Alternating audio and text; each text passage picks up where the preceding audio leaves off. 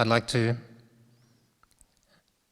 offer my respects to the Buddha, Dhamma and Sangha and Luang Kalyano for giving me this opportunity to share some Dhamma, and respectfully ask the opportunity from my fellow monks and officers and all lay people here today. We've gathered for a retreat, which is a New Year retreat. So we're witnessing the ending of this current year, and that's just another sign for us. It's a signal to tell us that all things come to an end.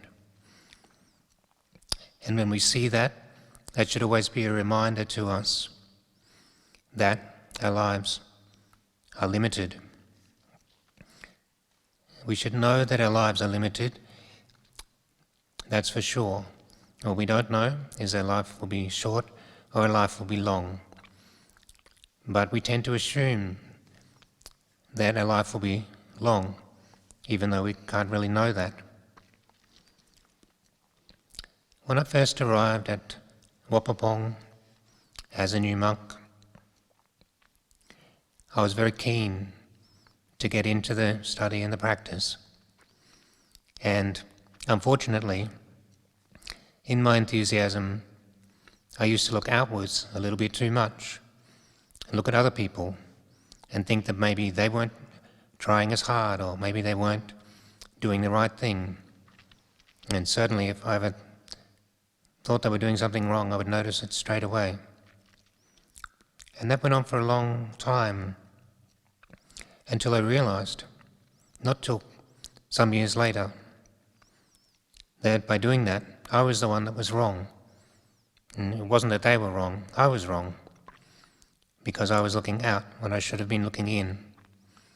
And I'd wasted some of the valuable time of that opportunity to look within myself, to develop the Dhamma for myself. So I realized I'd only harmed myself by looking outwards. It's the same for each of us. If we want our cultivation to develop, we need to look within. Another similar lesson that I learned early on, living at Wapapong, I had the opportunity to live and train with Luang Liam. He was the abbot of Wapapong, and he was my teacher. So in the afternoon, when Luang Por would do various kinds of work, I would go out to help him, as many monks did. But then when I went to help Luang Por with some little job, Luang Por turned to me and said, "You ought to help yourself. You ought to do your own work." And I thought that's a strange way to respond to someone that's offering some help. So I just let that idea sit in my mind for a while. But I started to realize over time that was a part of Luang Por's unique way of teaching. Once again, pointing each of us to look at ourselves and to see where one needs to do the work of one's own practice through abandoning the unwholesome and developing the wholesome. If we can practice for ourselves, then we'll create the greatest benefit for ourselves and make ourselves able to help others much better. So he was giving me a teaching as I helped him that afternoon. I've been ordained for 12 years now. In some ways you could say it's been a long and slow 12 years, but in other ways you'd say it hasn't been slow. From some perspectives you might say it's passed quickly, but it's not that it's passed quickly either. It hasn't really been fast or slow. It's just been continual and gradual, and I can see that I've been aging a little gradually the whole time, and that will affect my health continually for as long as life continues to run out. So the important thing when we have a life is to make sure that we use every moment of it, for as long as we still have breath, that we keep taking advantage of this opportunity to realize Dhamma. The same for all of you. You only have 1 week here to practice, so your time is limited, however long your life will be. But that time is well spent if you make the most of it, if you're really sincere about the way that you practice. You have all this supportive environment that you need here, and you have Luang to help and advise you, teach you, and answer your questions. You're in just the right place to apply yourself to mental cultivation and deal with the problems as they arise, one by one, continually undoing all the knots that are tangled up in your mind. As a reflection on this, on one aspect of Dhamma practice, I'd like to tell a story which comes from the time of the Buddha.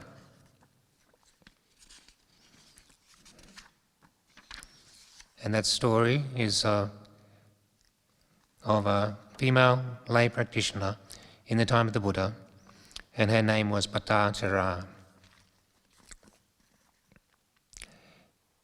Her parents were very wealthy, but her parents brought her up very strictly. They didn't want her to get into any sort of trouble. So she lived a happy life as a child, but it was a very disciplined life. In fact, her parents were so controlling that they didn't want her to meet with anyone of the opposite sex. They didn't want their child to get into trouble. So they just didn't want their girl to meet any boy. The only problem was they had a servant who worked for the house, and that was the only male that the girl would come into contact with as she grew up. And unfortunately, as her desires increased as she got older, her and the servant boy of the house ended up falling in love when she was around 15. But because she knew her parents wouldn't accept that, and especially because the boy was a servant of the house and of lowly status, they both decided they would have to run away together. So they ran away, left the village, and made a house to live together. And after some time, she became pregnant. It's a custom at the time then to go back to one's parents, so one can safely have the birth and introduce a new member of the family.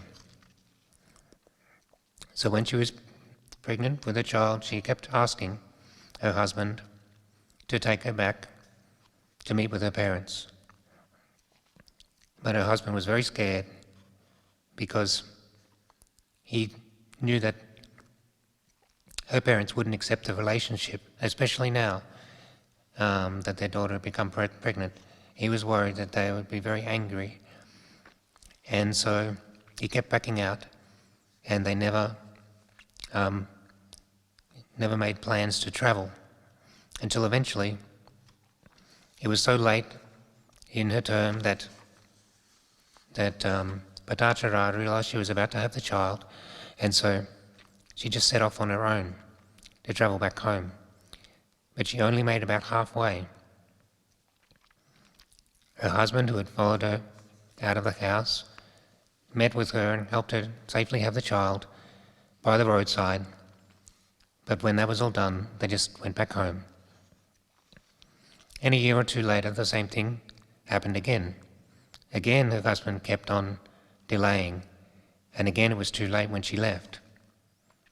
And once again, she had that child by the roadside with the help of her husband. A big storm was blowing in, and her husband wanted to take care of her.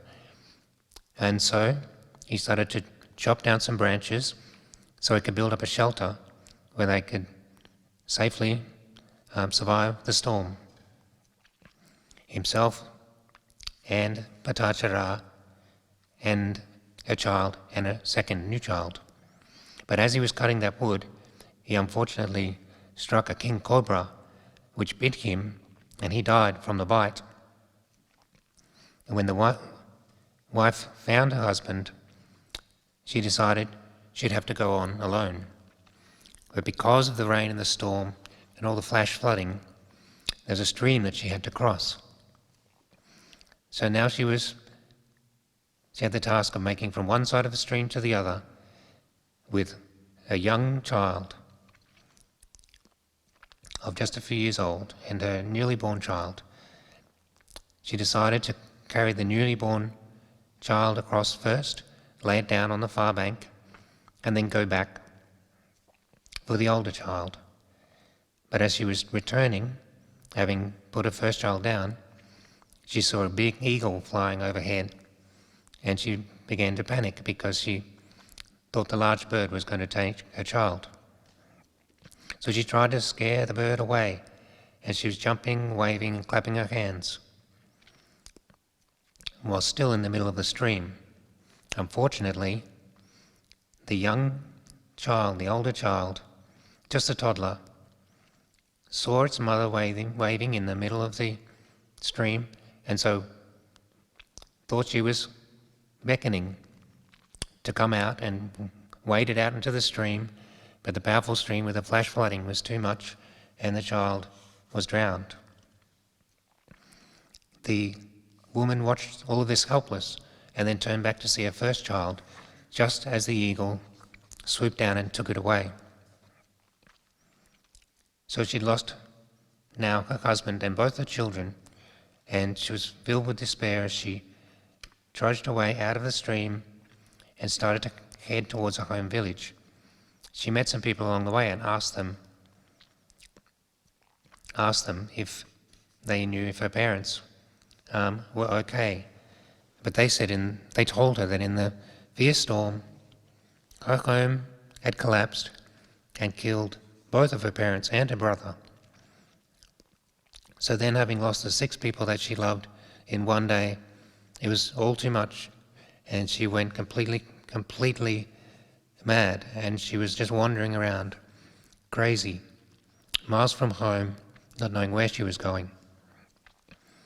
But despite all of the bad luck that had just happened, she had done good deeds in the past, and she did have a lot of merit.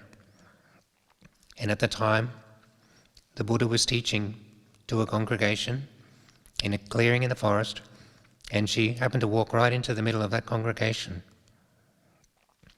And so the Sangha there calmed her and sat her down, and she listened to the Buddha as he taught about the truth of separation, that all of us have to be separated from everything that we love sooner or later.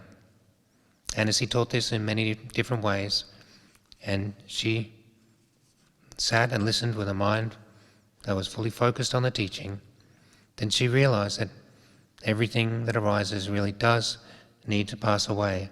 And realizing the truth of Dhamma, she became a Sotapanna. And beyond that, she then asked for ordination as a bhikkhuni. Living and practicing as a bhikkhuni, one day she was washing her own feet with a scoop of water from the bucket, and she noticed that after rinsing her foot, the water just trailed into the ground, and absorbed by the ground, it disappeared entirely. And then she watched as a second scoop of water, running off her foot, running into the ground, just disappeared without a trace. And the third scoop of water, disappearing into the ground, was enough to make her fully realize the Dhamma, and she became an arahant, fully enlightened. So this teaching is about the practice of maranasati. All of us have to die, it's quite certain, but that realization is liberating, and we're released from fear and from attachment, because if one understands and accepts death, then one understands and accepts all kinds of separation from everything and everyone that we love. This is the true Dhamma that the Buddha taught, and it's our objective to understand that and realize that Dhamma as well. So our time is short. We need to practice sincerely. If we can understand this Dhamma deeply, then that will be a compass for our life, and that will lead us to the Eightfold Noble Path. And following that Noble Path, then that will lead us to Nibbana. So, time is short. That doesn't mean we need to rush. It just means we need to take the right path. And it just means we need to keep travelling down that right path and not go astray. As we, in our practice, uncover that which is unwholesome, then we abandon that. And with the opportunity to develop the wholesome, then we continue doing that constantly. Doubts will arise in our practice, but we can always ask Luang Por, because we do have his experience to aid and guide us in our practice. And as we continually move closer to Nibbana, then we're not taking our life for granted. We're not wasting this opportunity of being born as a human. It takes so much to be born as a human. And not only that, but then hear the teachings of the Buddha. Not only that, but to have the opportunity to practice and realize those teachings of the Buddha.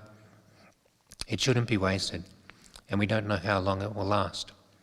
It's wonderful that we've all gathered together to practice in this way.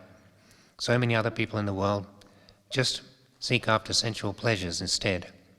It's natural for them to do that, but it doesn't lead to any great benefit. Here we are, practicing, we're making merit, and establishing within ourselves the sense of heedfulness, not falling into negligence. So I'd like to lastly say, Anumodana, and extend my blessing to each one of you, and encourage you all, bhikkhus, novices, and lay practitioners. May this year end happily, and may your next year be a happy one as well. And may every new year, until your last breath, be happy and beneficial to you in your continued practice of the Dhamma. Blessings.